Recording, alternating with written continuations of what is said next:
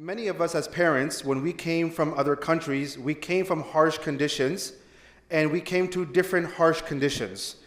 Many of the parents who came here in the 60s, the 70s, and the 80s, there were no halal grocery stores, there were no masajid, there was hardly a Muslim community. If you saw a Muslim on the road, it would be a big deal. You understand? Those were the times. But what happened was that these conditions and these situations made us strong as human beings.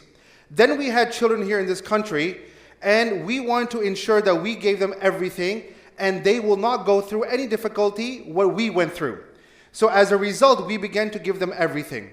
In return, it did not make them strong, it made them weak. Now we are living in a time where no matter how much technology our kids have, they're going through a lot of stresses in life. And many times they will not even share with you the stress that they're going through. Because there is something interesting about men and women. Allah has created men and women very differently. Women often would share with their friends. The way a lot of times men, they cope with stress is that they keep it bottled up. This is something that's very common with many men. They will not share their stress with anyone. They will just keep it inside because they feel like that sharing that stress with anyone else is a sign of weakness. So right now, inshallah, in this brief khatira, I want to share with all of you as parents that you need to teach your kids four things what four things you can do to overcome stress, and four things you can do to deal with stress. And when I say teach your children, it could be from ages 5 all the way to 25. Anywhere in between, our kids, our teenagers, when they're dealing with stress, four things they can do. Number one, they have to talk to someone about it. Okay? As I said, there should be no fear. It is not a sign of weakness if you share what's in your heart, if you share the difficulty or the stress that you are dealing with. The Sahaba radiallahu anhum, whenever they had stresses, they would go to who? To Rasulullah sallallahu alayhi wasallam. When the Prophet sallallahu alaihi wasallam would go through stress, he wanted to talk to someone, he would talk to sometimes the Sahaba radiallahu anhum. Sometimes he would talk to his own family members. So there's absolutely nothing wrong in talking to others. It is absolutely important that one of the best things that you can do to relieve yourself of the stress is to take it out of the heart. By keeping it in your heart is going to make it only difficult. That is why often you will find people when they go to counselors and psychologists, the counselor and the psychologist is just sitting around and they're telling them, tell me all the problems that you have in your life. And they just start pouring out all their problems. And wallahi, it's a very big stress reliever. So that is why talking to someone, communicating with someone who knows how to deal with a problem. You don't talk to any person, any friend of yours. Talk to the people who know how to deal with the problem. Otherwise, what will happen is that when you are stressing about something, your body naturally goes into a defense mechanism. It goes into a resistance mode. It goes into a fighting mode.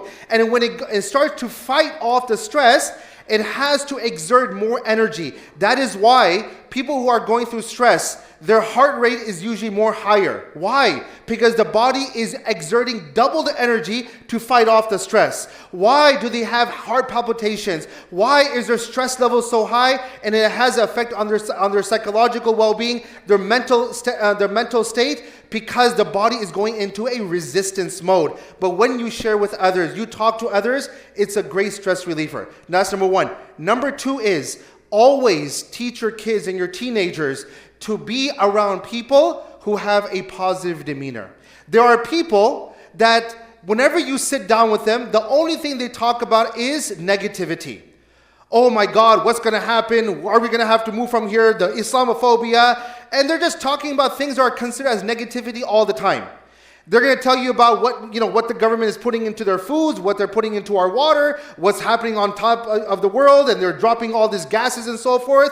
And you go to the person because you need someone to console you, but you leave more depressed. You understand? So that is why always try to find people who have a positive demeanor.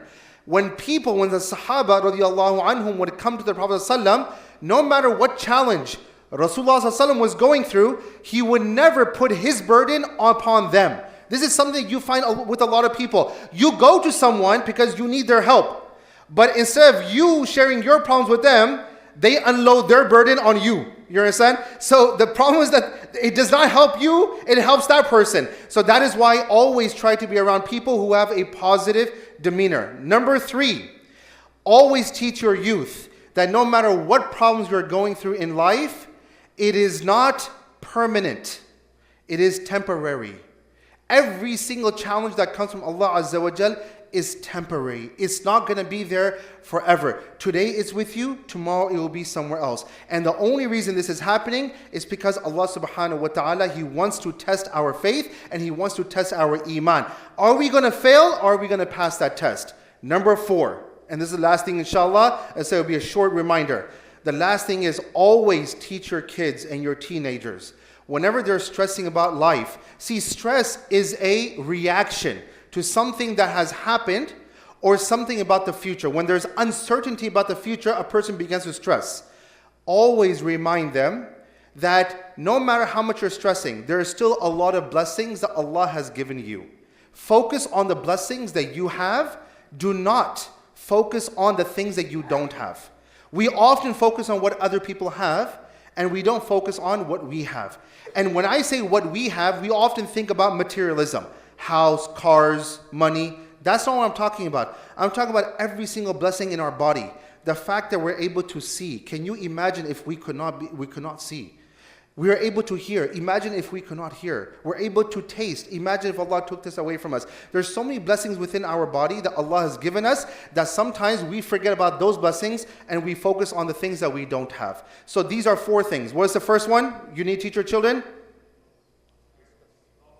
Talk to your children. Tell your children, talk to someone about it. Do not keep it bottled in their heart. Number 2, positive company. Be around positive people. Number 3, problems are temporary. They're not permanent.